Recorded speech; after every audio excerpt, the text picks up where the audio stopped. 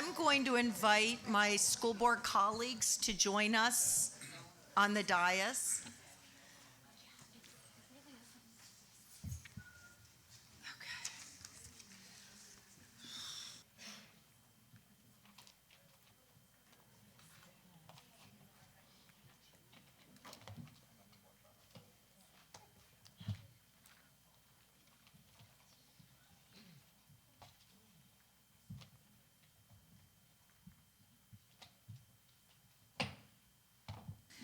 Good evening, everyone. Welcome to the Kansas City Public Schools Board of Education Business Meeting of September 25th. The meeting is now called to order. The secretary will call the roll. Ms. Manser? Here. Mr. Abarca? Present. Ms. Cortez? Here. Mr. Hogan? Here. Dr. Jones? Here. Mr. Wasserstrom? Here. Ms. Wolfsey? Here. Thank you. I would like to ask my colleagues to take a moment and quickly. Is there any objections to approving the agenda as presented?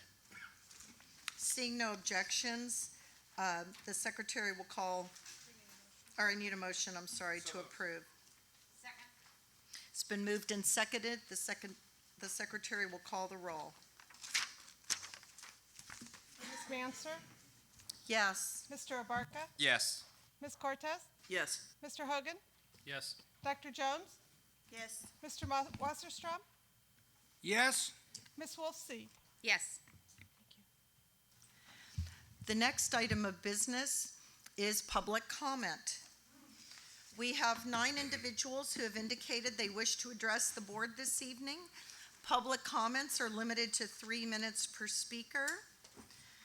I will call you in order, and the chair will now recognize Mr. DeMonte Rochester of the District Advisory Committee. Welcome. Thank you, Madam Chair, Dr. Bedell, members of the board. As you know, we had our first DAC meeting on September the 18th, which we had a great turnout for our first meeting. Some of the feedback that we got from our first meeting was we did a survey, and I'm going to read you the results from that survey for our future topic, for our future DAC meetings, as well as future subcommittees, so we can talk about the future issues that our parents at our first meeting talked about, which were, the first one was bullying, prevention and school safety, effective parent orgs, also parent involvement, equity policy, social justice, community building and partnerships, cyber safety, junior high, high school start times. These are the issues that some of our parents had at our first meeting that we're going to take concerns of and try to address and put up subcommittees to help alleviate some of the issues. Also, as you see in front of you, is a position that DAC Executive Board took on the levy tax. We look for you guys to look over that letter and put that into your support. Thank you for your support tonight. Thank you, Mr. Rochester. The second speaker this evening will be Mr. Steve Burton of the District Advisory Committee.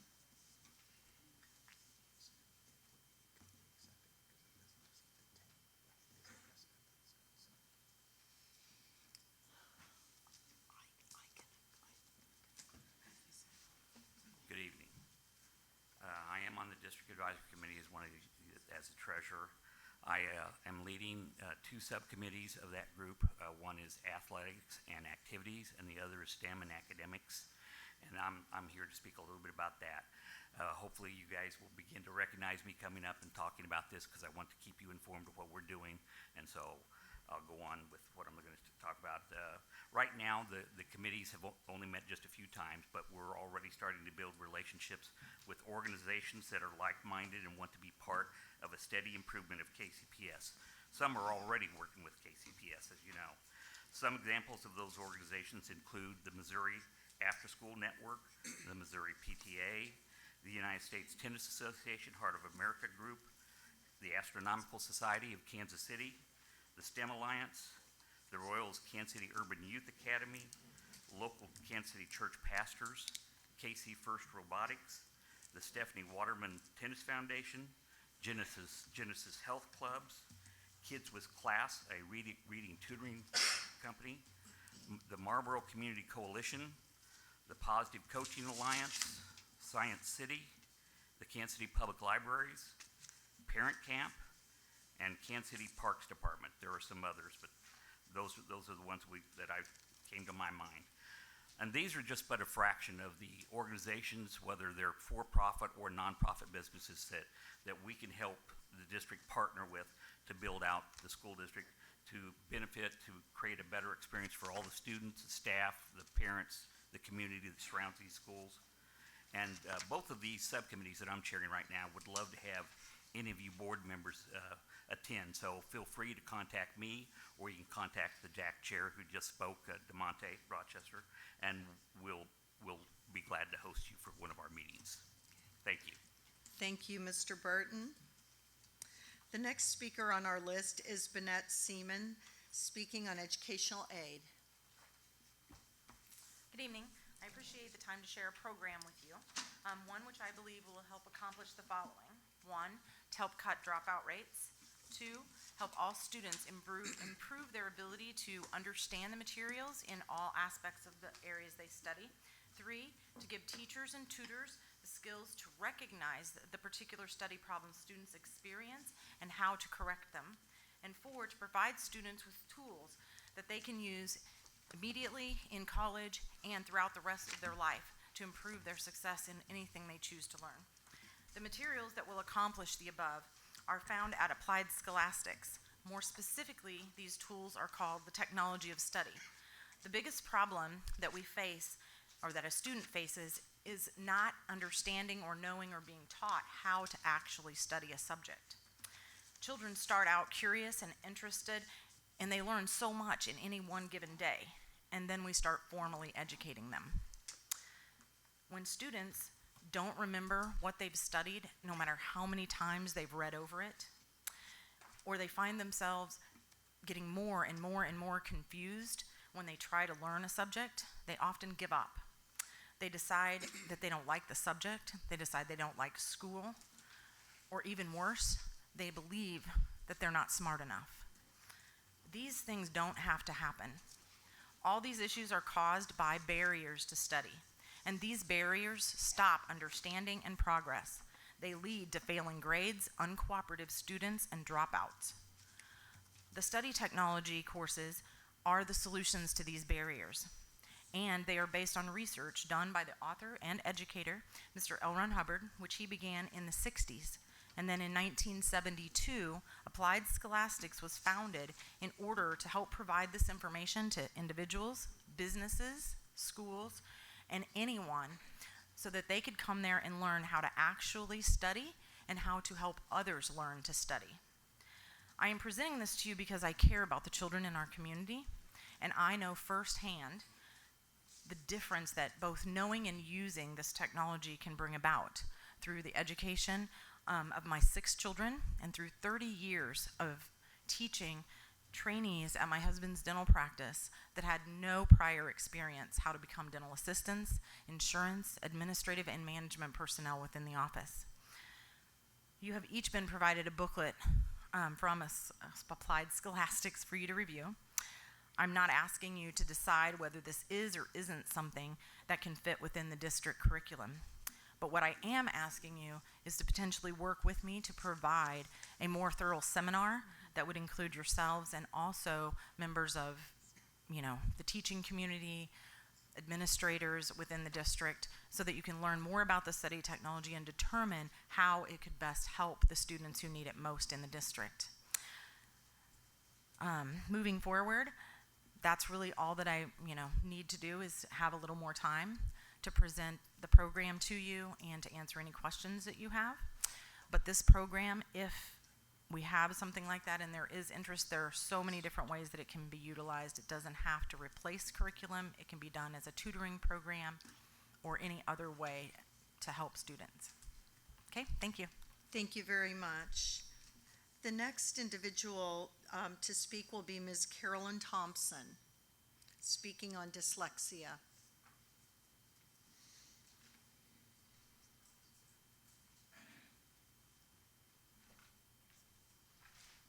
Good evening, and I'd like to say thank you for allowing me to address the board this evening. I am an advocate for dyslexia and dyslexic students. I started researching Kansas City, Missouri School District, and I've seen a lot of your numbers that kind of support the need of structured literacy. The first things I'd like to share with you is 1 in 5 students nationwide have a language-based disability. Dyslexia is the most common. Nearly the same percentage of people from different ethnic and social economic backgrounds have dyslexia. 80%, this is real important, 80% of our children with an IEP, 85% of those are dyslexic. So we have 80% of our kids with an IEP, 85 of that 80% is dyslexic. 38% of all 4th grade students have below basic reading skills. Dyslexic children are likely present in every classroom, but however, effective reading instruction is not. Dyslexia can and will be overcome with effective reading instruction. Unfortunately, if dyslexia is not overcome, there is lifelong consequences, and I think we're already seeing those consequences. They will be harsh. 62% of our non-readers are high school dropouts. This is the one that really blows my mind. 46% of our nation's inmates are dyslexic. 46% of our nation's inmates are dyslexic. Efficient reading instruction incorporates several things: phonology, sound symbol, morphology, syntax, semantics, and syllables. Effective teaching principles are symptomatic and cumulative, explicit instruction, and diagnostic teaching. My granddaughter was identified as dyslexic a year ago next month. I had no idea what that meant, and I've done a lot of research. And when we require our students to memorize sight words, we are filling a dyslexic's right brain. What a dyslexic child is that education needs to enter both hemispheres. What dyslexia is when the cerebellum, during being a fetus, the cerebellum did not produce enough neurons so that the right and left hemisphere can communicate. So when we fill our students with sight words and they store it in the right brain, once their brain becomes overloaded by 2nd, 3rd grade, they no longer can read because there's no room to remember those words. So we need to teach our dyslexic students phonics so that when they do get into 2nd and 3rd grade and the reading becomes more difficult and the content becomes more difficult, they will have encoding and decoding skills by the use of phonics. And as they enter our school districts, those phonics skills will fill their right brain and not sight words. Thank you very much. Thank you. I have 9 of these. Would you like me to hand them to you? Yes. Thank you, Ms. Thompson. Our next speaker will be Ms. Queen Wilks, speaking on Bus to Ballot Initiative. Welcome.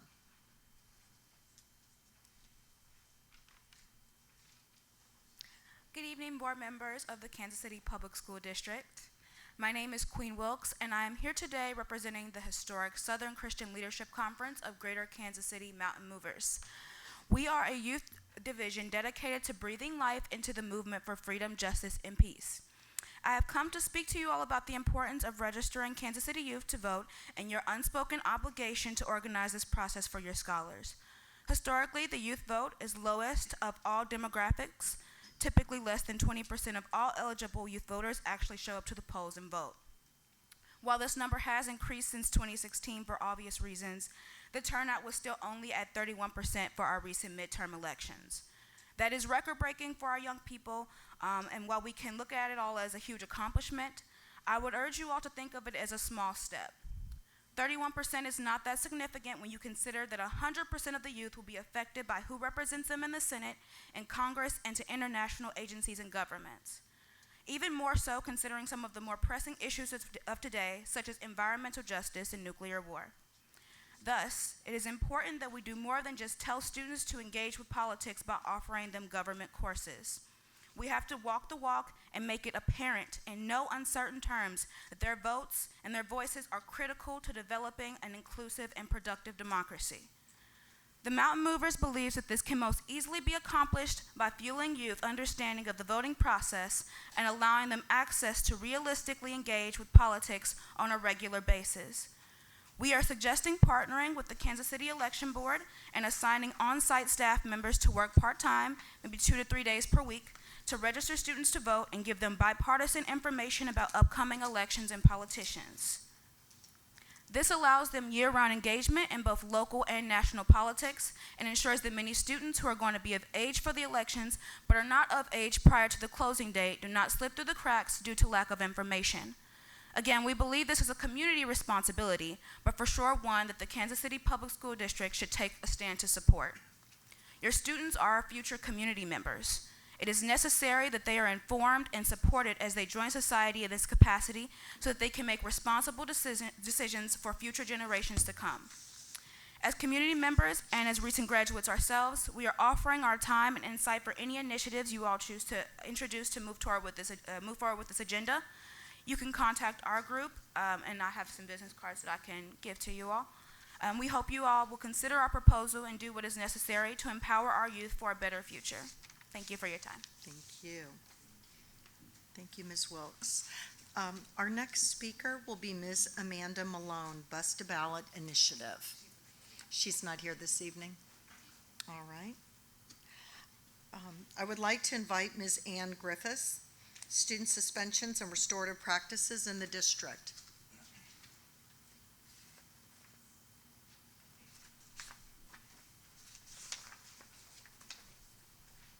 Good evening. Good evening. I am Ann Griffiths, a former teacher.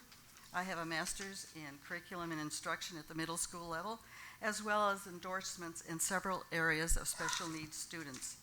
I taught special education for most of my 31 years in 4 different states. We came to Kansas City to retire in 2013. Tonight I am representing the Education Task Force of Moore Square. I wish to thank Dr. Bedell, Dr. Maria Jones, and Dr. Woodley for meeting with us again in September. They shared the school district's preparation in cutting the suspension rates and the use of restorative strategies found in the portion of the district's schools. While we appreciate the efforts, we are still very concerned about the suspension rate in children of color and those with disabilities. Statistics show African Americans are 3 times more likely to be suspended than other children. 1 suspension doubles the risk of a student dropping out of school. As members of the Education Task Force in Moore Square, we continue to wonder how St. Louis could ban out-of-school suspensions for pre-K to 2nd grade, as well as many of the districts around St. Louis, banning out-of-school suspensions for pre-K to 3rd grade in 2016. Yet this district has been slow to follow their example, and our proposals to ban such suspensions district-wide, and they've now been implemented. Again, we do acknowledge the gains that you have made, but more can and must be done for our children. We further ask what it is that we can do in representing the students. As members of the community, what help does the district need to adopt a policy of no out-of-school suspensions, except in extreme cases? We also ask that restorative practices be implemented as found in several school districts nationally: Atlanta, Oakland, San Francisco, Minnesota, Chicago, and Denver. In fact, Chicago has had a drop of suspensions since they started restorative practices. Denver, the model of the use of these practices, has seen a drop in their out-of-school suspensions of 64% since 2006. There are several other studies showing the drop of suspensions when restorative actions are used. We want to see these practices used with pre-K through 5th the second semester of this year. We'd like to see middle schools by 2020-21. We want to see restorative practices implemented district-wide, including all the high schools, by 2021-22. In the past 3 years, we have given you information on restorative practices, and we strongly recommend that you review those strategies again for improving the children's educational experiences in this district. The bottom line is children out of the classroom are forgotten, may feel unworthy, and they are removed from the opportunities that are given to them through teaching and learning. Restorative practices help students modify their behaviors in a positive way. They remain in school. They become educated citizens of our community. I thank you for your time and your continued consideration in these urgent matters. We within the Educational Task Force of Moore Square look forward with you to guarantee the children in this district an excellent education. Again, I thank you. Thank you, Ms. Griffiths. I'd like to invite Jill Ainsworth to the podium to speak with us about later school start times. Welcome. Welcome, thank you.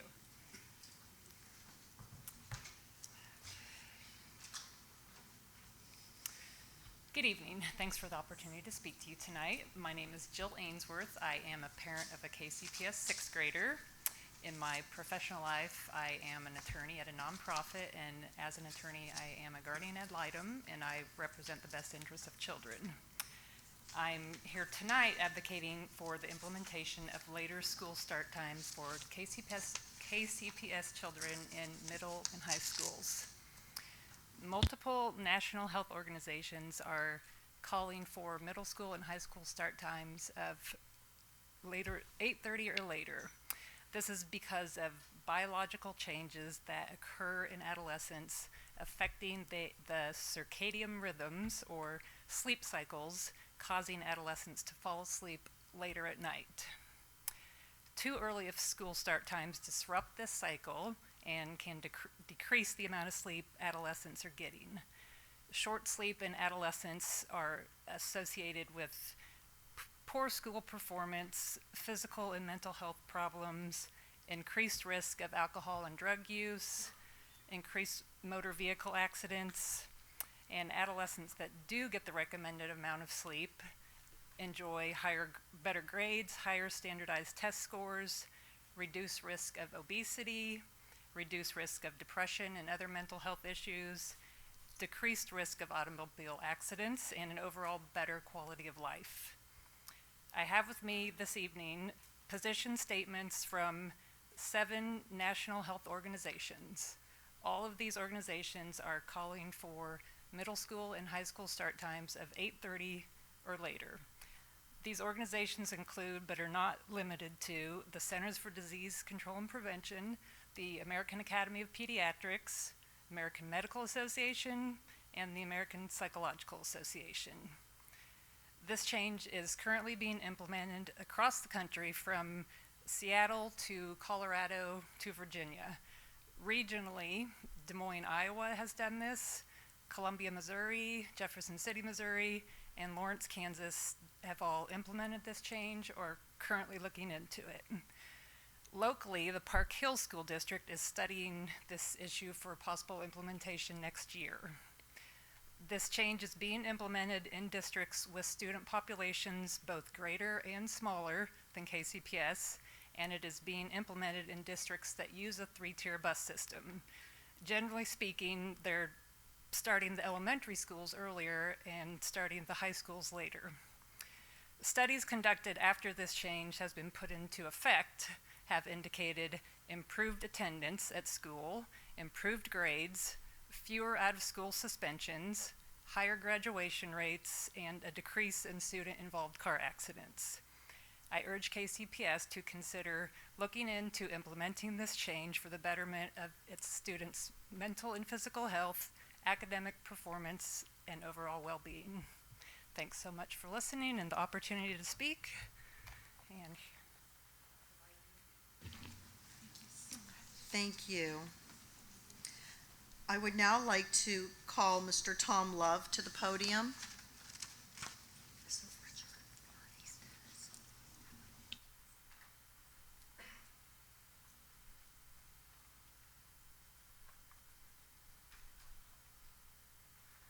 Good evening. I'm really excited to see this pre-K thing here. 44% of students have pre-K. We have potentially, there's a state law that provides half-day pre-Ks for at-risk students or low-income students. I haven't checked out the funding on it, but that would cover the majority of the students here. Tonight I want to talk about, in particular, kindergarten and why that's the foundation for reading and school. We're starting children a year before it's legal in the state of Missouri. It's only allowed in Kansas City and St. Louis, and populations over 300,000, to start a 4-year-old in kindergarten. And our August students are some of these 4-year-olds. We got rid of the September students going, under Dr. Green, but we really need to take a look at that. Now, there is another way of doing it, and that's to allow the kindergarten teachers to actually be in charge of kindergarten. Is that a novel idea? I don't think so. But if we allowed the kindergarten teachers and we surveyed them to find out if they thought it would be a good idea to identify students who are ready to go to first grade, what kind of a change would that make? I mean, if everybody that entered first grade next year was actually ready to enter first grade, what do you think would happen? And then the ones that entered the following year were actually ready to enter, and so on. Now, we've got reading specialists this year. I'm really excited about that. And hopefully they're going to take care of this dyslexia issue that was mentioned. They're going to receive 400 hours of tutoring before they enter third grade if they need it. Every day for 3 years. Kindergarten, first and second. And then we're going to have math tutors, I think, too, right? Is that right? Maybe third through sixth? That's world class. We need to identify these kindergarten students, and then it really will be, the scores are going to really take off. I'm really excited about it. I'm also excited about complying with the literacy law that Missouri has. And we're going to start helping these children who are older. 4th, 5th, and 6th graders are supposed to receive 210 hours of help if they're 2 years or more behind in reading. 40 hours in the summer and 30 during the school year. That's minimum. We could help them every day if we wanted to, and it's all funded by the state. This second year of kindergarten, advanced kindergarten, I think is a way to call it. I mean, how I would phrase it to a parent, that their child could go to advanced kindergarten. A lot of them could still graduate when they're 18, and everybody's good. It's already paid for. It's all funded. All that has to happen is to put a little survey in to ask the teachers what they think, and then make a couple of sentence thing on the board policy, and we're off to the races. Right to the top, I think. And I would really like to ask Dr. Bedell and Dr. Shepard to call St. Louis Public Schools. They are also they were not complying with the literacy law, and they had 8 pages of zeros, not any help. And they're the number 1 murder capital city in the country per capita.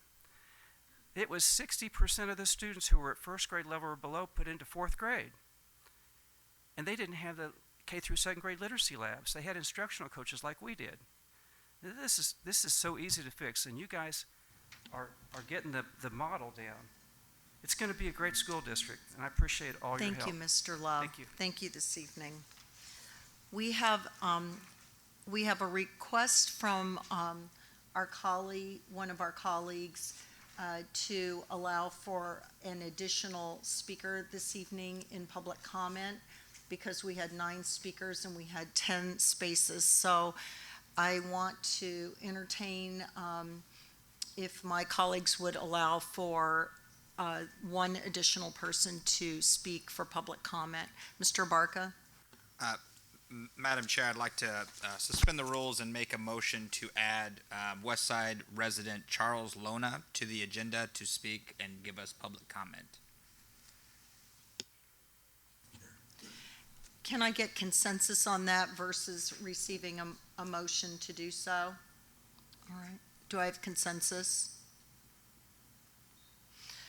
All right. So at this point in time, we will go ahead and sort of release our normal procedure to allow for that 10th seat to be used. So, Mr. Lona, if you are here, we invite you to come. You have 3 minutes, please. Thank you, Madam Chairman, members of the school board, Manny Abarca, my buddy, and also people that are here attending. I want to thank each and every one of you for coming to this board meeting tonight. I'm here as a representative that has been working on a very, very controversial issue. The erroneous 2019 tax assessment that's affecting each and every one of us.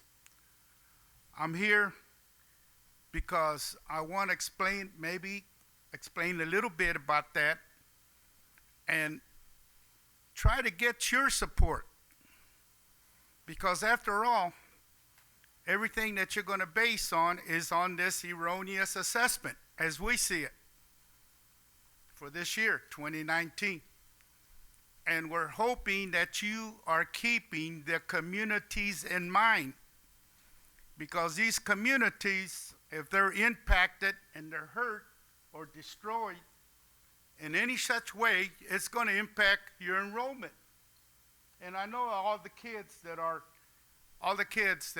going to your school not all the kids go to your school. We realize that. But you're there, and you're getting ready to take some money out of this erroneous assessment, and we want you to consider the impact that it's going to make, and to consider the impact that it's going to make on these communities. We call ourselves the loosely Jackson County Taxpayers Revolt. That's what this is. It's a revolt. But we're also including a very important factor, and that is that we're offering reforms, that we want to reform the system. I understand that doesn't have anything to do with you, but in a way it does. In a way it does, because you're going to put your hand into that kitty and pull it out. Now, we feel that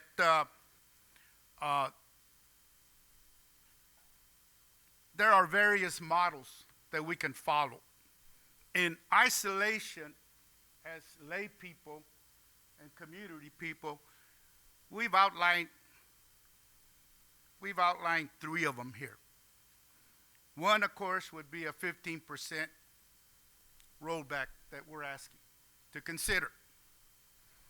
Another would be to follow the Hancock Amendment. Do not exclude yourself from it, but to follow it.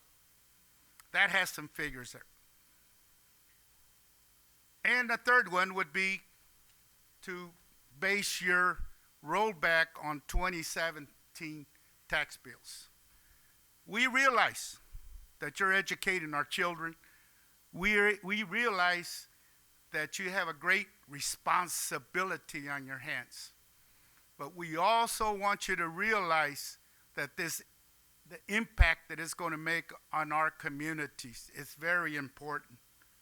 Which leads me into this other 4th item. Mr. Lona, I'm sorry, your 3 minutes have concluded. I conclude with 2 sentences. We have some important data to share with you that impacts the minority community, black, brown, poor, white, by 75%.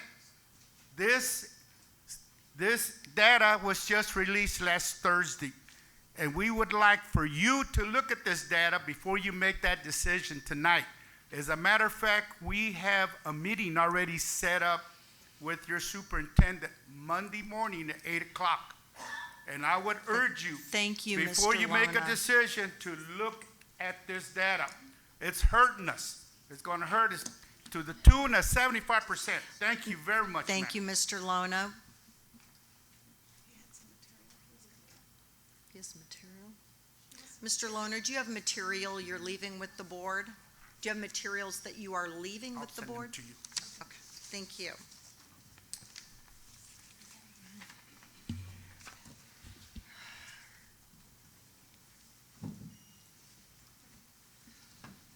There was a person that emailed you earlier this morning, and she told her no, the deadline passed, and she just messaged me saying, "How did this guy get to speak?"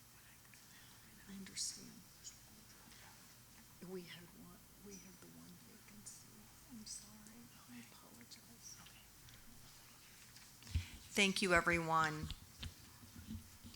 We really appreciate the interest tonight in public comment. We know there are many people who additional people who wish they could speak to the board this evening.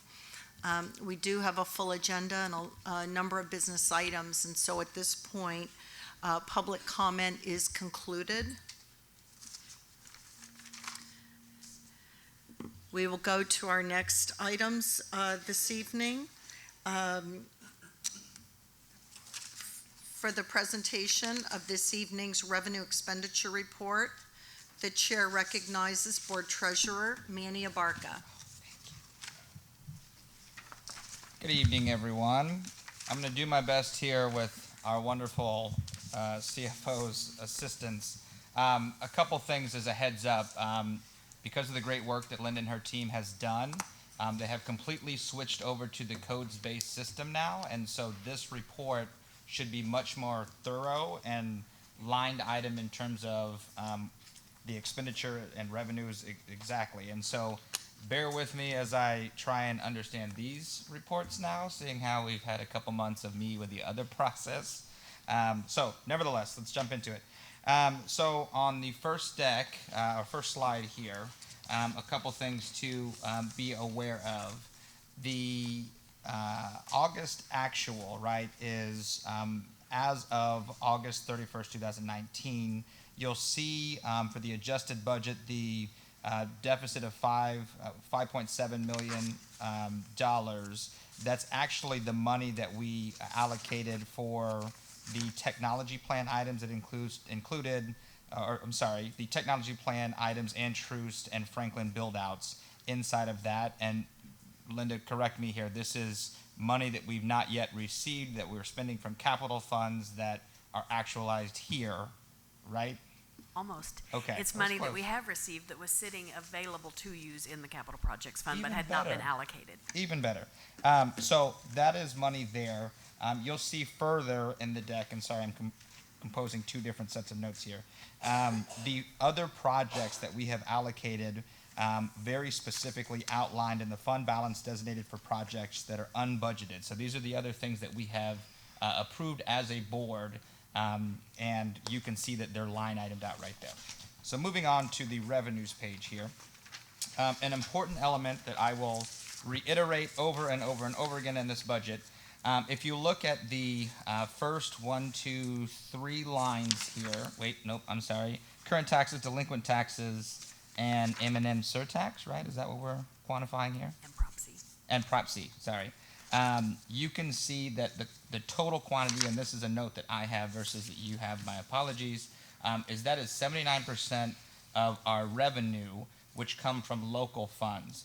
Of that 79% of revenue, 64% of that total comes from property tax assessments. So let me rephrase that one more time, as there's a nice little chart that comes later. 79% of local revenue outlined in our budget. Of that, 64% is property tax assessments. So look at that and consider that as we make further conversation. The bottom line here, if you look in the third column year to date as of August 31st, 2019, we have only collected 1% of the total amount budgeted thus far. Am I doing all right, Linda? Okay. She's a great trainer, everyone. So, Oops, sorry. I think I went a few clicks. Whoo, she really. Okay.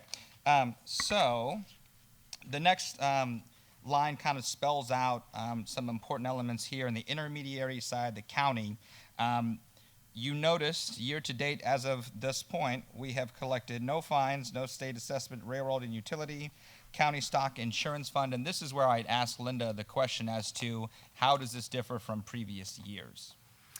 It's the same. There are certain lines that come specific once a year, and these are some of them. The paying entity, which in this case is the county, collects those and makes one distribution to us annually rather than throughout the year. So we will see that money towards the end of this budget year. So that's what, as we had to amend the budget last 2 months ago, right? That's where that fund will come in. All right, to the state side, the other element that I think is important to note is this, $3.8 million from the basic formula state monies and the correlation of the $558,000, right? 7% of the total actually is from last year. Is that, am I understanding that correctly here, Linda?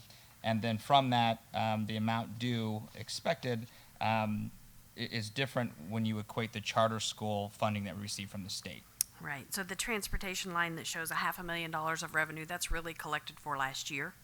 It's not, we haven't yet had the opportunity to bill for or draw down any current year transportation. And that negative 3.8, as you said, Mr. Abarca, is negative because the district will fund into other funds in order to cover that total local pass-through to charters. So moving on to the federal side of our revenues here, a thing to note is code 5444 and below equate for roughly $11.2 million for the Child Nutrition Services Fund.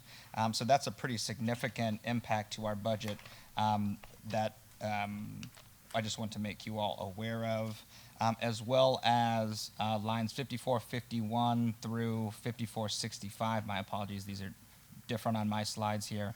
14.8 million are for the titles themselves. Again, a very significant portion of our federal revenue that comes in. So that is that. This is the chart that I think I want to go back and remind folks of the 79%? 79% of total revenue in this local column of that $208 million. 64% of it comes from our property tax assessment income.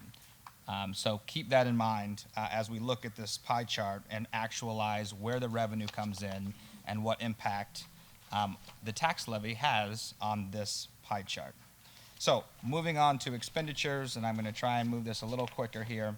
As you look at the salary and fringe benefits and the total amount that will reflect later on in a pie chart, 69% of the total expense that we have budgeted is for staff. And so as we look at that, those are the people we have on staff, this wonderful team in front of us, Dr. Bedell, and all of our wonderful teachers, custodians, everybody. That is where the district is spending their money in a majority way. So that's an important element, and you can look through that to break down where specifically those funds go. The next one are just purchased services, which I'm sure that we'll dig into in greater detail in future meetings. And then we get to the pie chart where that further outlays our specific expenditures. This next one is very interesting. So this is our cash and investment funds. As you can see, we have mostly treasury notes here with maturity dates that come up in the very near future. One thing that I don't think I've told Linda yet, but as I'm understanding this, I've noted that UMB Bank, a bank that is alleged to be affiliated with a contract to continue to detain immigrant folks, is a business that we support. And so one of the things I will suggest to us is that we look at this vendor and consider the impact, as a school district should not necessarily, in my opinion, support a business who further cages children.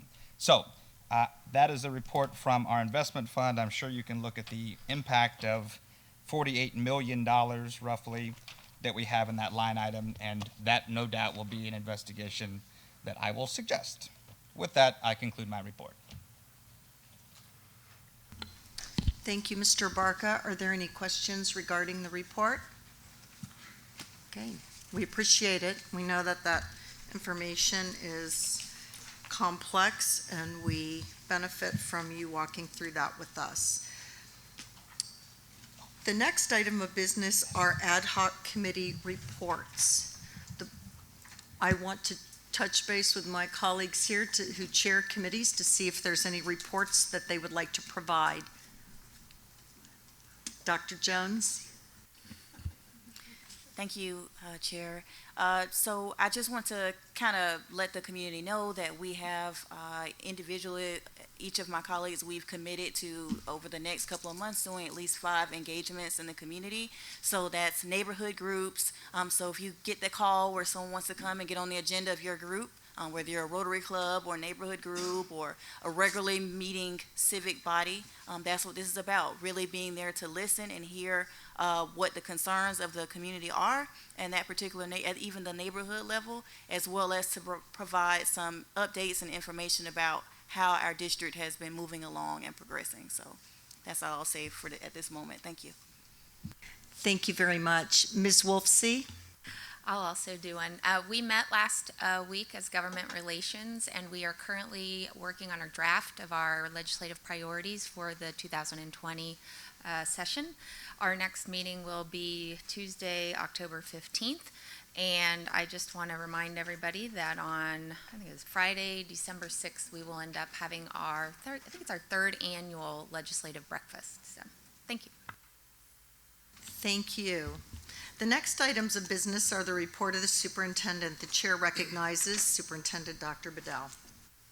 Thank you, Madam Chair. We have a couple of items to be covered under the superintendent's report. The first will be a video highlight of the strategic plan, and then that will be followed by a strategic plan update from Jesse Lane. This is part of our semi-annual update that we provide to the community on our progress with the implementation of the strategic plan that was adopted 3 years ago. We're actually in year 3 of it now, so we'll move forward with the video.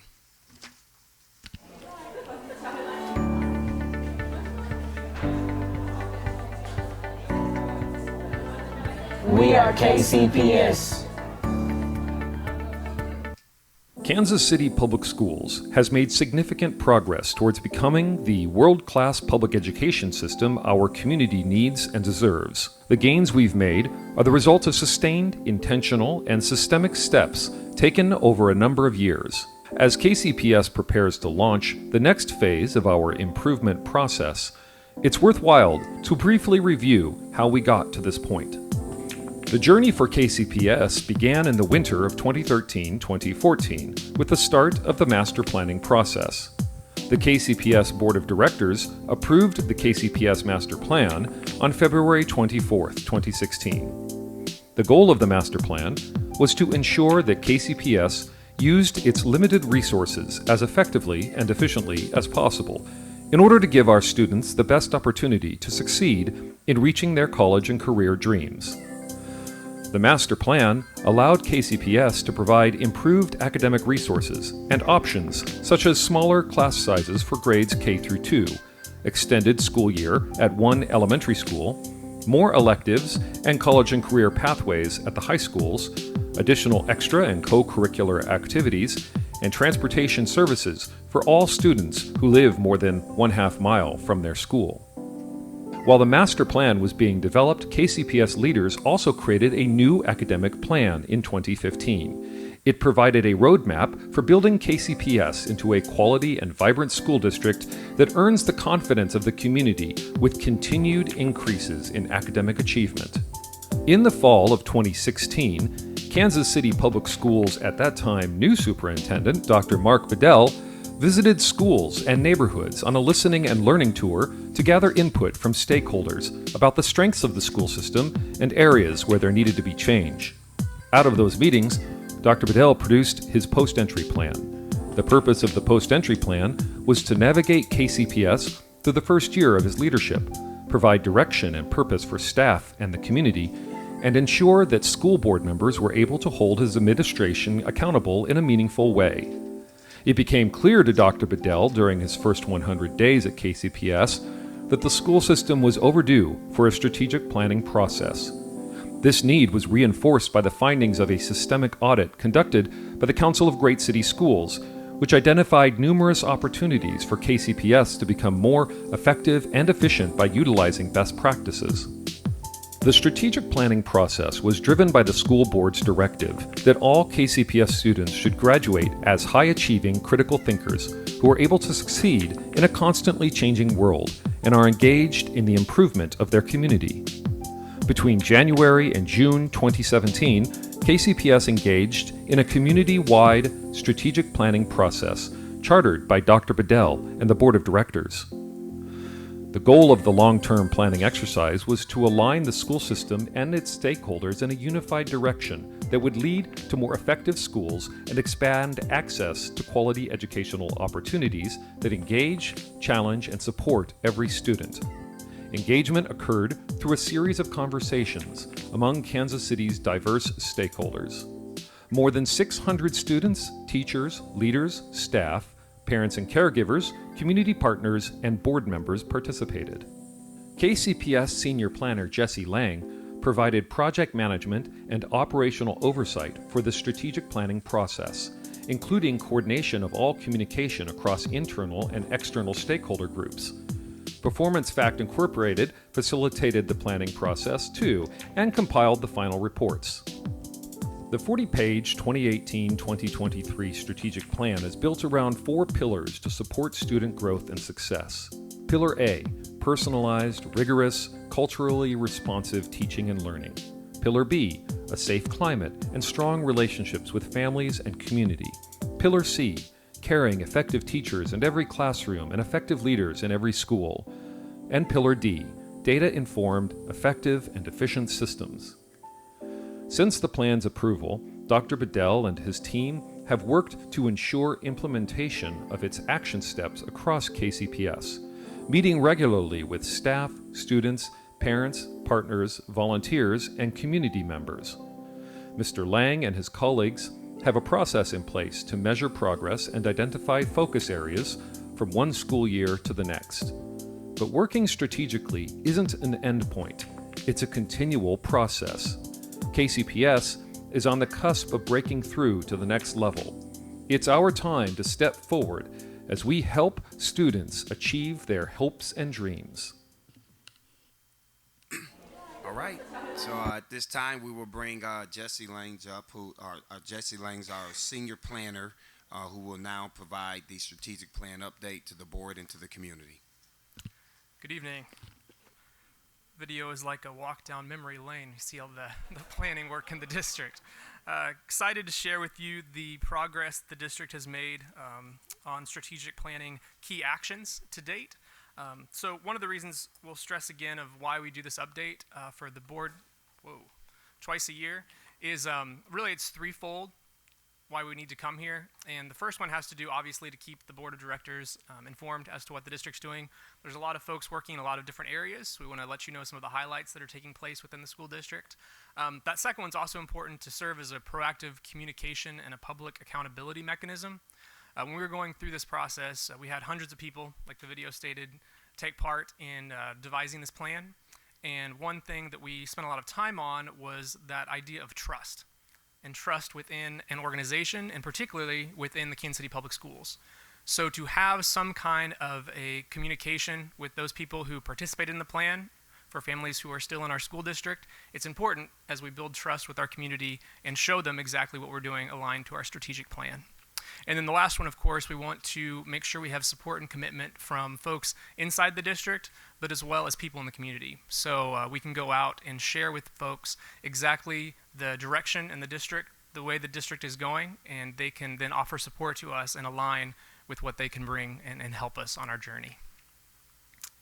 So just a reminder for our annual calendar of updates. Like Dr. Bedell mentioned, we do this twice a year as far as a formal presentation and a formal report.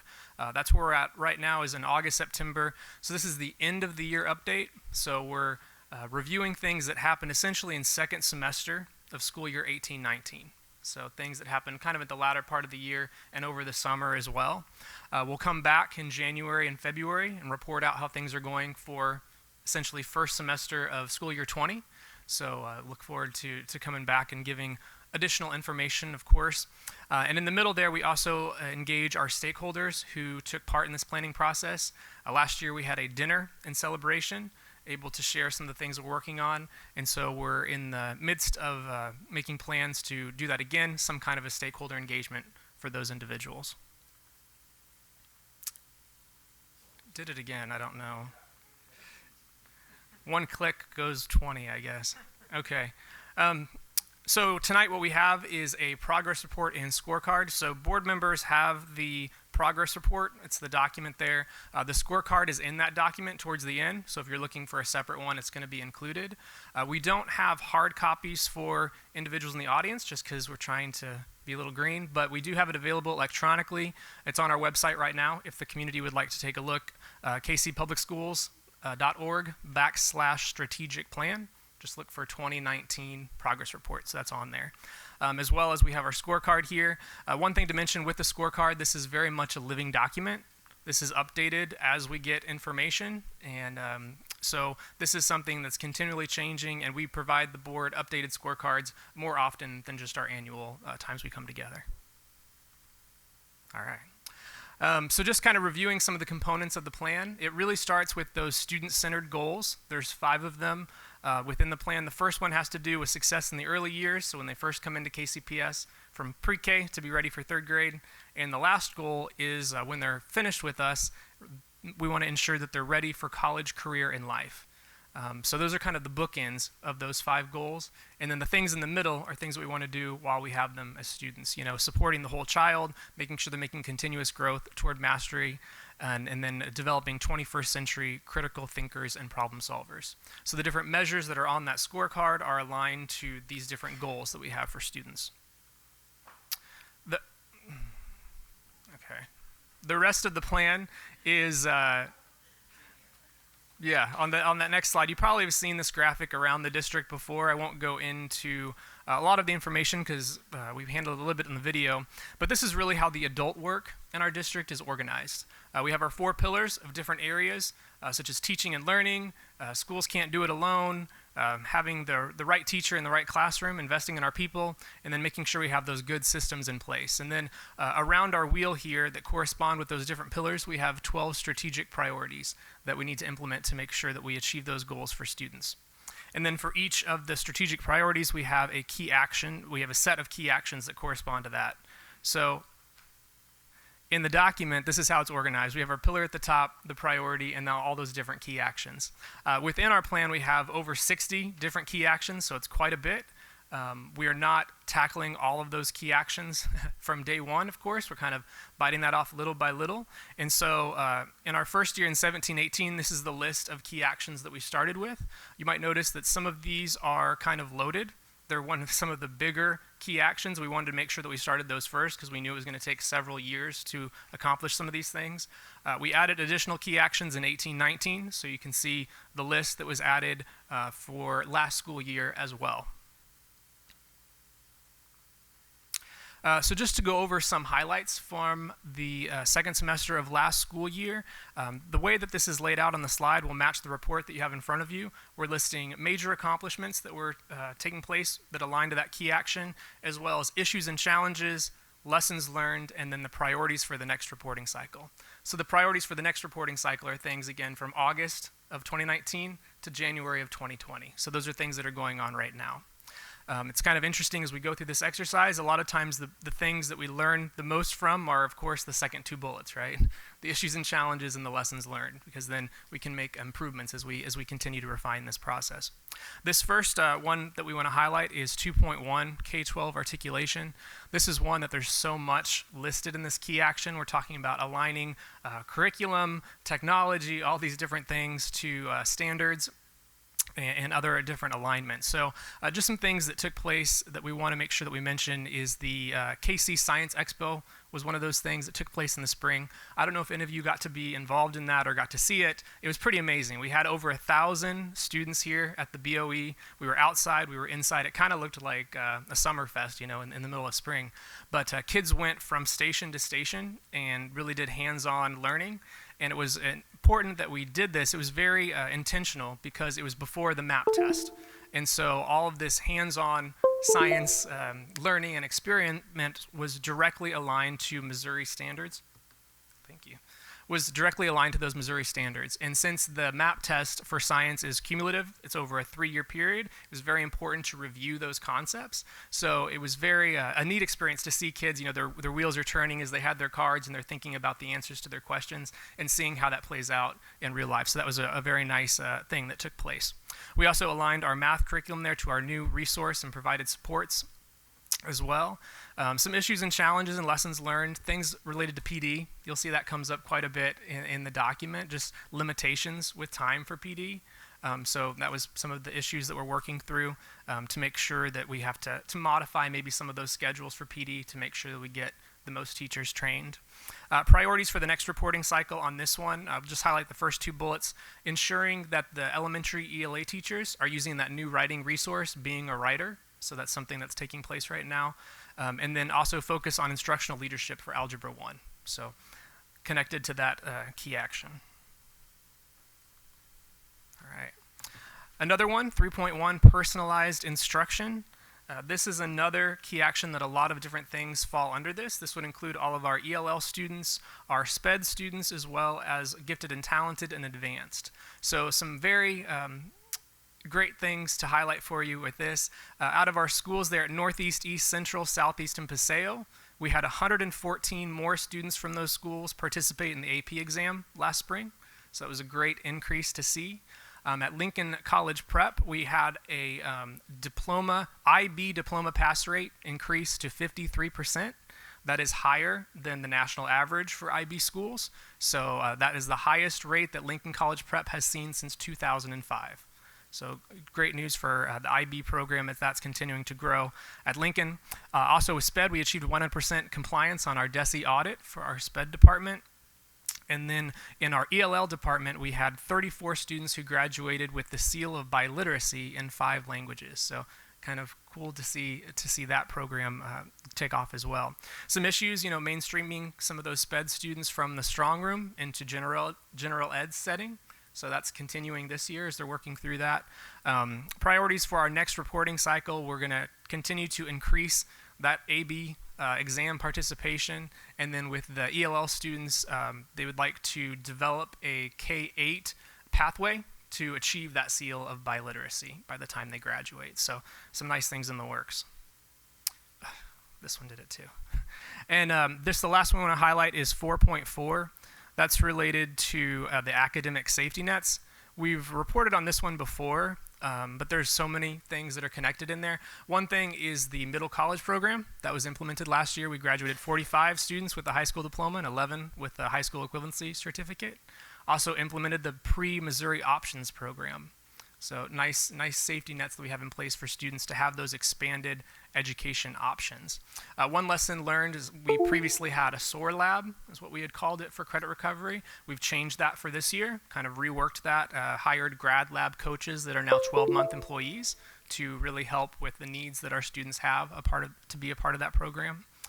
The picture that we picked for this slide is rather intentional, and I'll share his story just real briefly. His name is Hector, and he agreed that we could share his story. He is a student who had some issues during his senior year, some significant family issues, and was not able to complete his graduation. He was actually 1 credit short. So this year he is living with a family friend. He has a full-time job, but he is very dedicated and in our grad lab, and the teacher says that he is on his way to get that 1 credit he needs to graduate because he understands how important that high school diploma is. So it's very important to have these academic safety nets in place when we think about the things that our kids are dealing with, and we want to make sure that they cross that finish line and receive that diploma. So our areas for focus for this school year, just kind of a little preview as to things we're going to be working on. We have 4 areas that we're kind of identified last spring that we wanted to think about and focus on this year. That's SPED, CTE, pre-K, and technology. So with SPED, we have the implementation of our K-2 inclusion program, and then expanding that co-teaching, so ensuring that's being done with fidelity across the district at the elementary level, not just in one elementary level, but 2 levels at the elementary for co-teaching. For CTE, making investments in CTE staff and expanding pathways at our other high schools. With pre-K, we have hired our Officer of Early Learning, Ms. Julia Wendt, I believe is here with us tonight. She's going to be in that role for us, and so this year will be a planning and visioning year for that, as far as how I work with our pre-K program. And we also have a nice key action that's connected to that we'll go over in just a second, as well as technology. You know, we've heard about our technology plan. We've seen it implemented. We're going to continue with the implementation of those things. Of course, that includes the fun devices that students get to use and the interactive panels in classrooms to enhance learning, but also it includes those things that you can't see necessarily, but that infrastructure that's needed to make sure that your technology works and that things are secure and safe. So look forward to implementing those. The key actions that will be added that are related to those things, 2.1 is already on there, but really focusing on alignment of that technology. 2.5 is talking about expanding electives related to CTE. 3.1, again, we talk about intervention services for our SPED students, to have that as one of our areas of focus. 6.1, meeting regularly with preschool providers, so not just KCPS, but other providers in the Kansas City region, to ensure that we have quality pre-K. That's part of that visioning process. 6.3, collaborate with business and community mentors, which we have launched our mentoring program called Career Mentors, which will be fulfilling part of that key action, so we look forward to seeing that program. And then 12.2, strengthen the use of technology, again related to that technology plan specifically. So the next steps for our strategic plan, we're going to continue the implementation of all those priorities that are in the report for that next reporting cycle. We're going to share our progress report with stakeholders, of course, at the end of the year and the mid-year as well. We're going to update that scorecard periodically, so you'll probably get an updated scorecard again before we meet in January, so as soon as we have that, the rest of our state data. And then, of course, we're going to inform the Blueprint 2030 process with our strategic plan. Dr. Bedell, do you have any additional comments? I do. Sorry for cutting you off with the microphone, but yeah, just a point of clarification. If you take a look at the scorecard, one of the things you will see is the academic performance, and you see a big drop from the 16-17 year over to the 17-18 year, and that's due to a change in the state assessment. As you know, we've gone through a lot of adjustments and different iterations of assessments here in the state of Missouri. We have yet to have one comparative year where we've had all 4 subject areas and can compare that from one year to the other. I'm hoping that we'll be able to get there after this year of assessment. We should be able to take all 4 of them this year, and then next year we'll be able to have some comparative data. But as a state, the state had a significant drop in its performance, and it's reflected in what you would see on our scorecard. We're very transparent about where we are with this community. We have nothing to hide because ultimately, if you don't know how to help us, then you won't help us. You won't be able to help us. So this provides a true and honest and a transparent update as to how the district is progressing. I am proud to say that we have continuously been able to move the needle. We're closing gaps against the state, and that's ultimately our goal, to give our kids a better shot, trying to remove as many kids as we can possibly move out of below basic and move them into basic, and then hopefully begin to see proficiency rates rise. So we have a lot of work to do, but we do believe that the instructional infrastructure that we put in place and a lot of the supports will allow for this district to continue to progress. So just wanted to make sure that I shared that with the board and the community. Thank you, Dr. Bedell. Thank you, Jesse, for this presentation. And it is, I have to say, it's wonderful to see how the master plan results fed into strategic plan and seeing it come to life. So it's now time for questions. I can start down at this end. Are there any questions regarding the strategic plan at this stage, at this update? No, I just want to thank you for the comprehensive the comprehensive presentation. I think it explains not only where we've come from, but where we're going to in a succinct way that allows our community to understand the investments that we have to make to get there.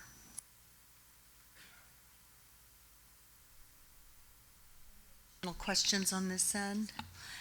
I will say I especially like this scorecard and how it's presented, and so the public can find this now online under the strategic plan section of the website, correct? Yeah. And restate for me again, how frequently do we update this? Just on is it semi-annual or is it on just the annual basis?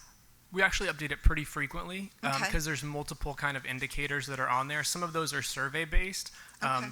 And those are surveys that we administer in-house. So that's pretty quickly when we get those results. So like when we have our stakeholder survey at the end of the school year, we can update it right then. Some things obviously we're dependent upon when the state releases data and information, and so then it's populated whenever we get that information from the state.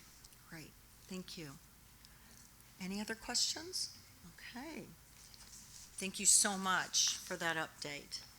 And we encourage everyone to check that out on the Kansas City Public Schools website. Our next item of business will be the regular business items. The chair recognizes Dr. Mark Bedell. Thank you, Madam Chair. At this time, we are requesting the approval of the 2019 property tax levy. For this presentation, we will have Ms. Linda Quinley to present to the board and to the community. Good evening, Madam Chair, Dr. Bedell, board members, and our public. This is an important night for you.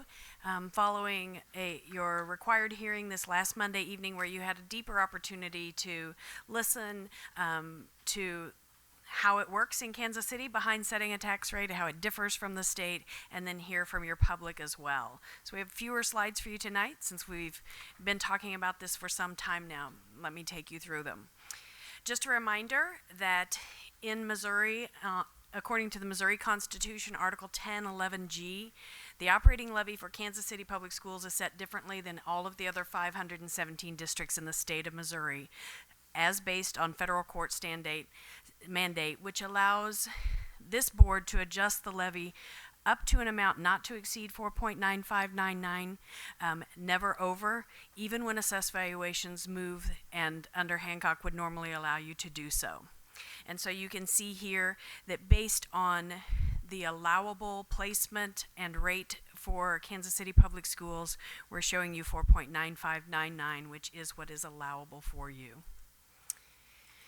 Then quickly, we have just a couple of slides as continued information.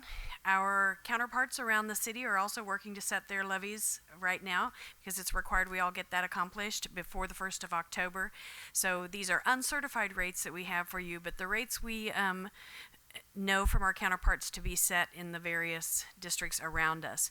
We sit number 3 in the operating levy there, but if you note 3, 4, 5, 6, and 7 are all within pennies of one another, so we sort of sit in the middle as it relates to the operating levy around the county.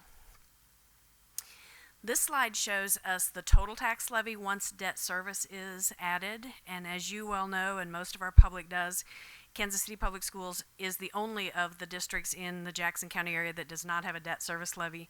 So when we look at the total levy, we drop from up there in the sort of middle top to the bottom position at 4.9599. A lot of words on these slides, but we know that in light of what's happening, you just heard from your Board of Equalization rep regarding what's happening with BOE process, and that the nearly 40,000 in appeals are being resolved, and generally resolved at a level much, much lower than what would have been included in the final and preliminary assessed valuation figures provided to us and used when we established our budget. So what are some of the knowns and unknowns at this point? The $4 billion in assessed valuation that we were provided on September 1st is the high point for assessed valuation. It's only going to go down from here as that process continues, as it should continue. The allowable tax rate is 4.9599. That is the max that this board can establish. The budget that we're working under right now that Mr. Abarca shared with you earlier is based on an assumption of $16 million of increased revenue this year. That assumption was made based on information received from the county assessor in March, which is when school districts and school boards have to make some assumptions around establishing their budget. We used the information provided, and we were a little bit conservative, but regardless, there is $16 million of revenue increase in this year's budget that has been put to use in various ways throughout the year. The unknowns for us tonight: what will that final actual assessed valuation become once the BOE process has completed? As you heard earlier from him, it's going to be the end of December until that process is complete. So no one can tell you today what the final assessed valuation will be that generates the tax revenues for all of the schools, us and the charters in Kansas City this year. What the final collection will be, who will pay, who will need to pay delinquent, and how that impacts the actual cash flow of the district.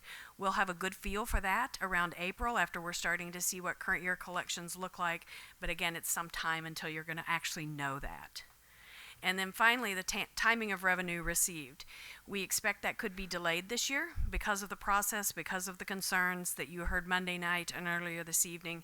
There could be a higher amount of payments made under protest and a higher amount of delinquent payments than normal, among other possible scenarios. So that creates some of the complexity for you as you consider this important decision. Again, under Article 10, I think I meant to clip that off and not have it in here twice, but there it is. You're allowed to reduce the rate below 4.9599 via just your election, not a calculation where other school boards are doing it right now. Other school boards are rolling back rates when the calculation requires it, similarly to how they rolled up rates in the years when assessed valuation was declining.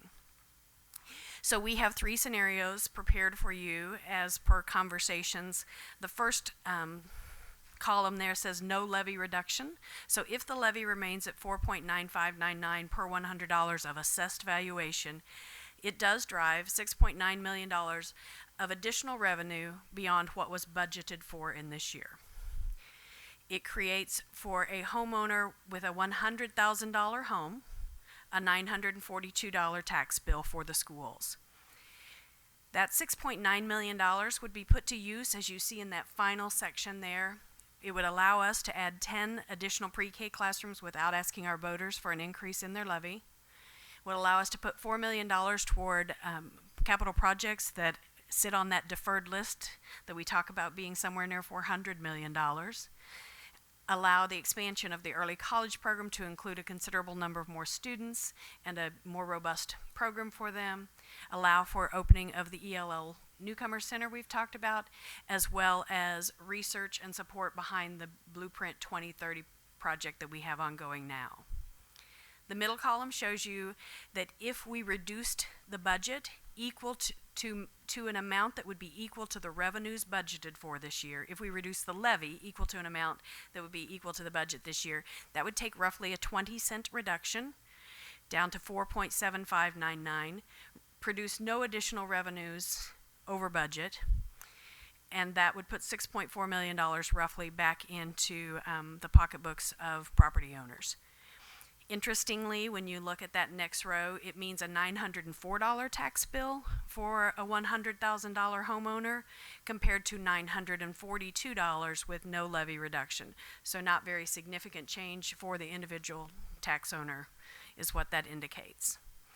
And then, of course, we wouldn't have any available resources for any of those other possible programs or uses. The final option that we have for you is a levy reduction of 7 cents, which would take it down to 4.8899 per $100 of assessed valuation. That would sort of split that revenue increase beyond budget, putting $3.7 million back into the district's budget, again, assuming an 89% collection rate and assuming a couple of things we'll look at on the next slide. $3.2 million would be returned to homeowners through that reduction. And again, important, I think, to look at, that reduces that $100,000 homeowner's bill to $929, down from the $942 if the rate remains flat. So fairly insignificant on an individual homeowner's tax bill. when you look at that. It allows for but reduces the number of pre-K classrooms that we could add. The same for the amount of money that could be put into capital projects. So the risks of a rollback, as we talk about that, at this point, any action that the county could take could reduce that $4 billion, that net billable amount that we've used in the budget. Right now, we're assuming that $150 million becomes unbillable, but more of it could become unbillable, which would impact our revenues. The collection rate could come in at less than 89%, which would impact the revenues budgeted. Any action taken by property owners that delays collections, such as payment, if we reduce our rate, then all of these things become greater concerns as we get through the final process. So we've given you sort of a what if here at the bottom, and I apologize if this is confusing. I worked hard to try to make it understandable. So if the net billable amount were to go as low as $3.7 billion from the $4 billion, that'd be a 6% decrease or a $250 million decrease. So if appeals are successful and stipulations are made at the county that allows that $4 billion to drop to $3.75 billion, and we collected at 89%, we would actually be short in this year's budget $2 million of what we have planned for and allocated. Then if on top of that, we took the reduction of 7 cents and we had that 6% decrease in billable, because that's one of our unknowns, it would result in nearly $6 million revenue short of what we've planned for and budgeted for this year. Does that make sense? That was kind of maybe not the best way to present that. So we give you that as you consider what this rate would be for this year, and end with our information to you based on what is allowable under the Kansas City calculation. Thank you, Ms. Quinley. So I'm going to open it up for questions. So at this point, we're going to do questions, and then as we move farther along, we can go into a discussion and debate. Mr. Abarca? Ms. Quinley, I have two questions. I guess to make sure I reiterate, as some have asked or inquired, if we were to completely eliminate any assessed value increase from the questionable assessed value rates, we would be negative in our budgeting process, and that would dramatically impact our students, correct? Yes. Okay. The next question you may not be able to answer, and I don't know that even Bill could answer. If for some reason a lawsuit is levied against the county for these assessed values, what does that mean for us? If this is a lot of projection, but I'm just curious, what happens to our dollars that are tied up in that process? As Bill processes that, I'll give you a little bit because I'm not certain. What we do know is that if someone pays under protest, that money gets withheld at the county until the protest is resolved. Which could be how long do we? Which could be a very long time, because they could be unhappy with that appeal process, end up at the State Board of Appeals, and then that would have to be resolved. But as far as if a suit is filed, when we would receive monies, I don't know the answer to that.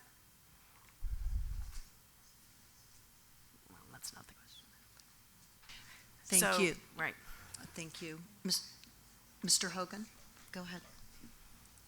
Thank you, Madam Chair. So a quick point, and then I have 4 or 5 very rapid questions that we'll get through super fast, I promise, Madam Chair. So the one point is, look, this is tough, right? This is really tough. It's a tough decision for a variety of reasons. It's unfortunate that the county executive and his team put us in this position, frankly. It was a process that was very poorly led, executed, and then communicated. So let's all be abundantly clear about where the blame lies with where we are today. First question, and just for clarification or to reiterate a point, $147 million in tax revenue has been lost by the school district over the last decade. Correct. Okay. We still have $450 million in deferred maintenance. Correct. The difference between no reduction of our levy and a reduction of 20 cents equates to $38 per year for $100,000 assessed value. Correct. we have a collective bargaining agreement negotiation coming up, and there will likely be a request for increase in teachers' pay, which are already some of the lowest paid teachers in the nation. Correct. There are still significant unknowns with where the assessment will land and could potentially have a significant impact on our budget going forward. Yes. Okay, thank you. Ms. Wolfsey? I'm sorry, okay. So, Ms. Quinley, I wanted to ask a couple of questions. Earlier this evening in our executive session open, we were able to hear from Mr. Townsend, who is our Board of Equalization representative. He indicated that there were originally 40,000 appeals filed, and did he say, did I hear correctly, that there's still 20,000 appeals remaining to be completed? Yes, he did. And, but he did say, if I'm checking my understanding, some of those appeals may get resolved with assessors. Right, via the stipulation process. Okay. Do you have any estimation from any information that you have received, either from the Board of Equalization or from the county assessor's office?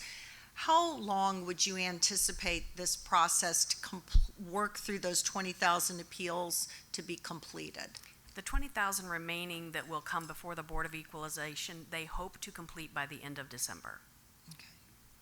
So can you, then you've talked to us a little bit about how this assessment process stretches out, but you've indicated that it could take as long as till April to have a final resolution. Can you explain that again for me? Yeah, what I'm referring to there is that, you know, your property tax bill that for 2019 is due by the end of December, but we know some people make that payment in January, they make it in February, March, April, May. And so for us, for Ms. Thompson's team and I to be able to stand before you and say, here's what was budgeted and here's what we believe is going to be the collected revenue this year, it'll be April before we would have a good idea, because we know those revenue collections are going to continue to come in after appellants are resolved and after people figure out if and how they can make some of those increased payments. So where it leaves us from a position to be able to tell you the impact, we're going to be nearly at the end of the school year before we know if the revenues are going to be as budgeted for this school year. Mr. Wasserstrom?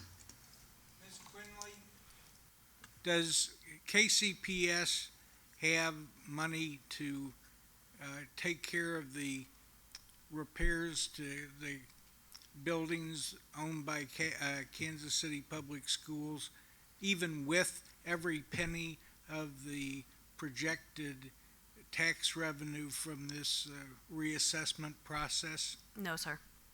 So why would we reduce it 5 cents if we don't have money to pay the bills we know we have to take care of? I believe that's the question before you. Thanks. Mr. Hogan? Oh, no, I don't. Oh, I'm sorry.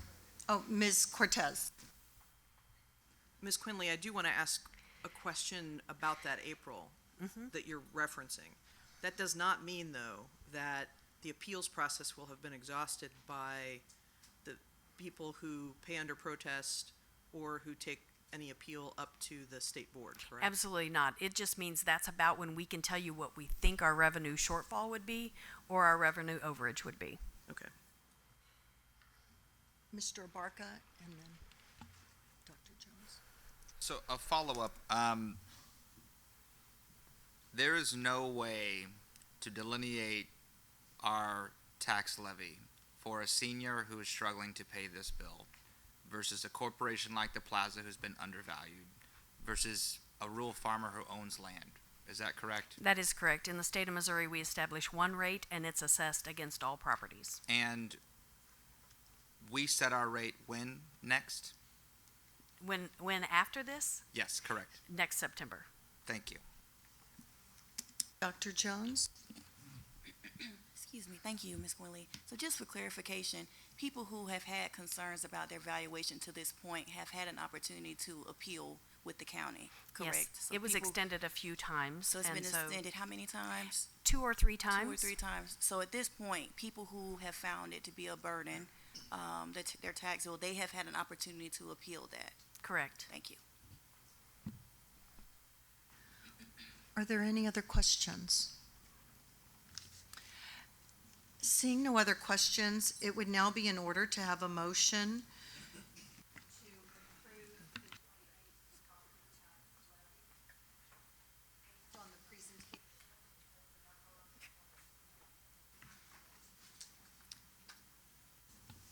Madam Chair, I move to renew or accept our current tax levy rate of $4.95.99. Is there a second? Second. It is moved and seconded to approve the 2019 property tax levy at the $4.9599 rate. Is there any debate on this motion?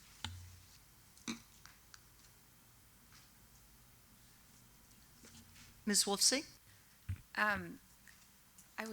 Debate always throws me off because I just want to explain where I'm sitting on this.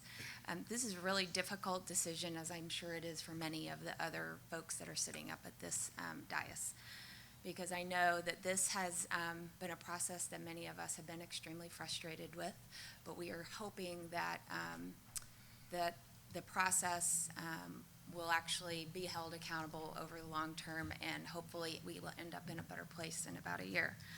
But unfortunately, we have to make decisions under what we have at this point in time.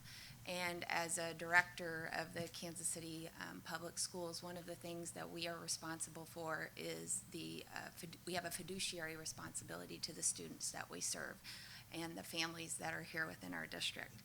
And so that is one of the key, it's trying to balance both that impact to the homeowner and the taxpayer with the fiduciary responsibility. And as my colleague, Mr. Hogan mentioned, I don't think a lot of the general public understands that in the last 10 years, this particular school district was not protected from the downturn in our assessed valuation, much like the other 517 school districts were across this state.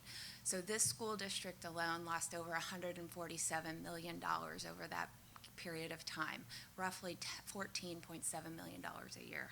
And so it is under that context that I am in support of holding the levy, as I feel that that is what we are supposed to do in order to properly serve the students and families that are a part of this district. Mr. Abarca? I too have a statement, I guess.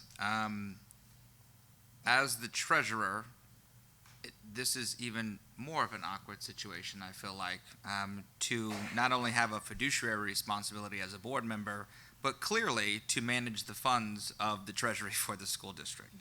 And so in the current position, as my colleague had stated, and the lack of action from the county, specifically the county executive and staff, this is a very challenging position and a failure of leadership from that level.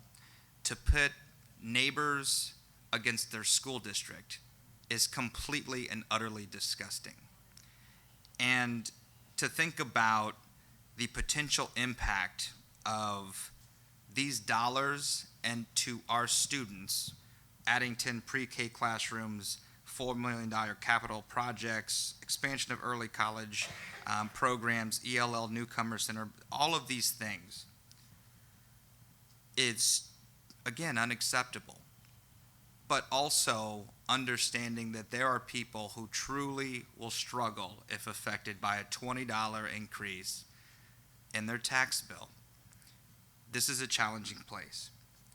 I think that in this point, I want to individually state that we do have to address from a district standpoint our policies in relation to the Hancock restraints that we've had on us that has somewhat not protected us from these years of economic decline, because I think we can all understand that that is coming again.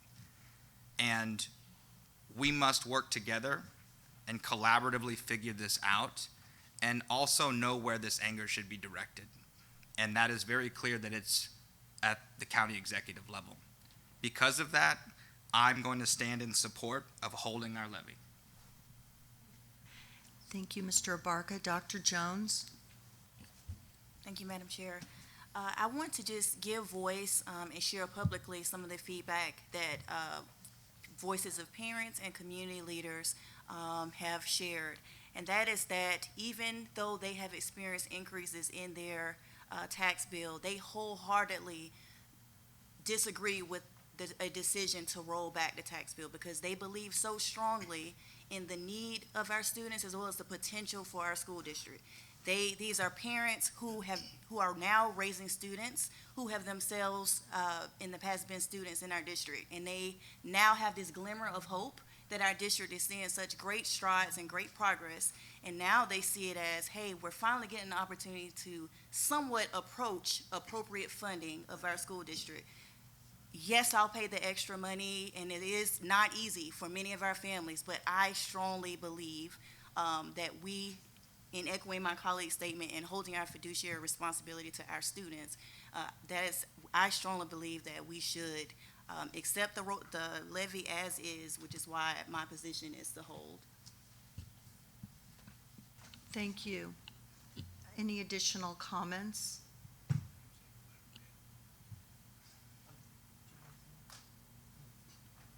Ms. Cortez? I want to follow on to the comments of my colleagues, because we've all been lobbied very heavily to do any number of things. And we've certainly heard the word windfall quite a bit. And here's what I know as a taxpayer in Jackson County, a property owner. I've gotten the windfall for the last decade, and frankly more.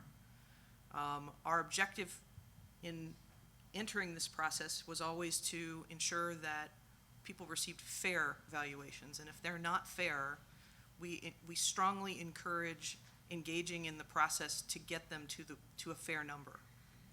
And I believe that the number of people who've appealed their valuations reflects a strong feeling that the process was broken. But I also agree with my colleagues that balancing that on the backs of our kids in the public schools in Kansas City is a mistake.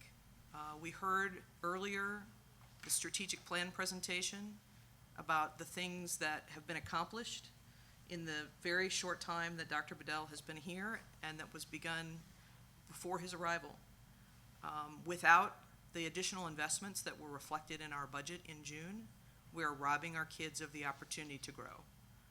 And those priorities that were outlined when we approved the budget in 2019 include both stabilizing pre-K seats, co-teaching with special education in grades K through 2, expansion of CTE, technology infrastructure that the previous board had approved, and it's essential to getting our kids into the 21st century of learning. Frankly, the most important thing that I think is reflected in this budget are the class size adjustments in the equity components of our tiered school model. Without the additional revenue that was budgeted in this year, those wouldn't be possible. And the increase in interventionists that will continue to improve both our reading and math capabilities as we allow these students to build their skills are essential. We owe that to our kids. And so those of us who have reaped the windfall, and I would include myself in that category over the last decade, have a responsibility to deliver to our kids. Thank you. Any additional comments?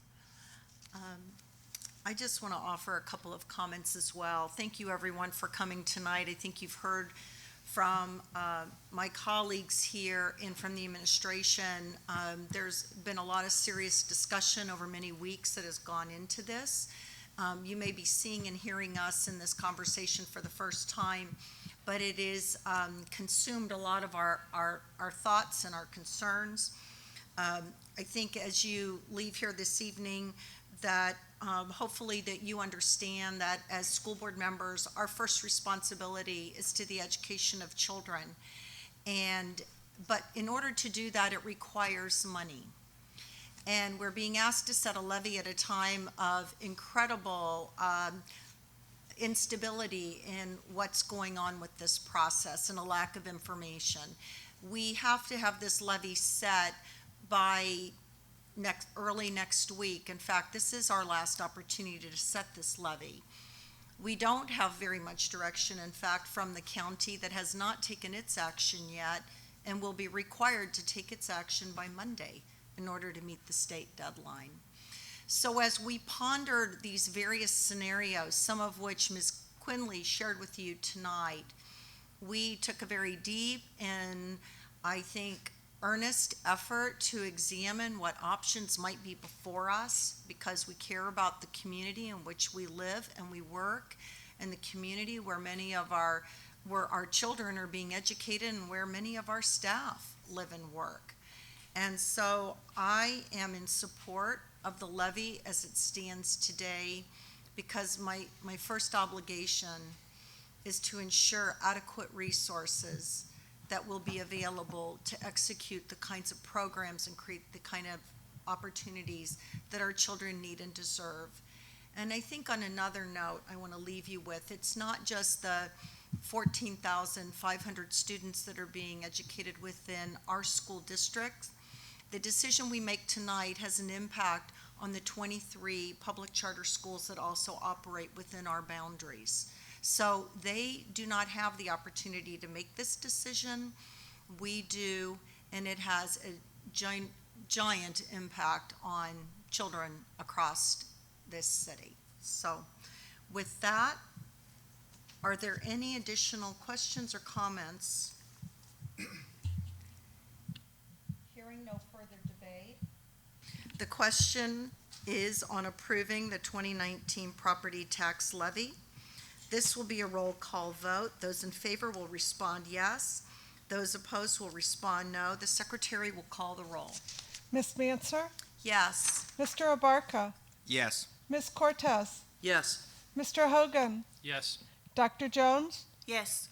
Mr. Wasserstrom? Yes. Ms. Wolfsey? Yes.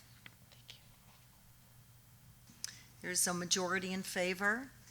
Thank you to my colleagues and to the administration. We have set our levy for 2019. The next item of business is the approval of Kansas City Audiovisual. The chair recognizes Superintendent Mark Bedell. Thank you, Madam Chair. This is an item, a part of our technology plan that the board approved previously. This phase will allow for us to purchase interactive flat panels for our classrooms. It's designed to replace our old and failing projectors and Eno boards. And so we have a phase in. Year 1 will be for our K through 3 classes. Year 2, grades 4 through 8. And year 3 is grades 9 through 12.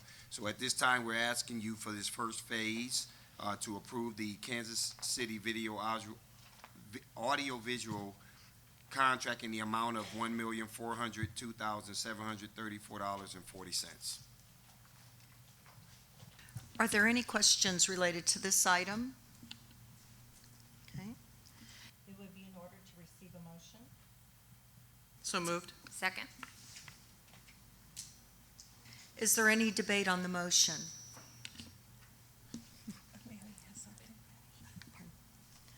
Mr. Abarca? Just to clarify, Dr. Bedell, the MBWB process for this, were there any individuals who submitted for this? My understanding at this time is no, and I know we'll have a presentation on MBE and WBE at the end of this month, but it is our full intention to make sure as we provide that data that we also talk about actions to be taken to ensure that we get more participation in folks at the table. So I don't know if you have anything on that. You are correct. Ms. Thompson just reminded me this was actually a sole source for this product because we had a selection process where the variety of products were brought in, and only this vendor could provide this product. Thank you. Are there any additional questions? Seeing none, this will be a roll call vote. The secretary will call the roll. Ms. Manser, Yes. Mr. Abarca, Yes. Ms. Cortez, Mr. Hogan, Yes. Dr. Jones, Yes. Mr. Wasserstrom, Yes. Ms. Wolf-C. Yes. There is a majority in favor, and the Kansas City Audiovisual is approved. At this time, it would be in order to receive a motion to approve the consent items 1 through 28, presented on the consent agenda. Seconded. It has been moved and seconded. Is there any debate? Seeing none, the secretary will call the roll. Ms. Manser, Yes. Mr. Abarca, Yes. Ms. Cortez, Yes. Mr. Hogan, Yes. Dr. Jones, Yes. Mr. Wasserstrom, Ms. Wolf-C. Yes. Thank you. This brings us to the conclusion of our board meeting for this evening. To my colleagues, we will return to executive session to complete earlier business that was not completed. So, thank you, everyone. This evening, we do have another board meeting next week. We've made an adjustment in our October schedule, so if you're free with nothing to do, please join us on October 2nd. With that, we are adjourned. This should be your I have something else to do.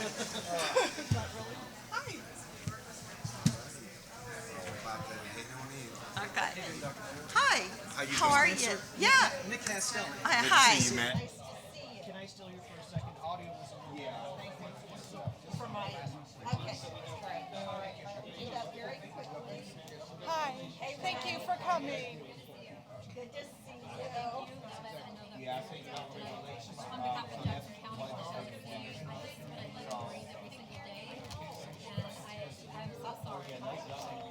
Bless you, bless you. Aaron. The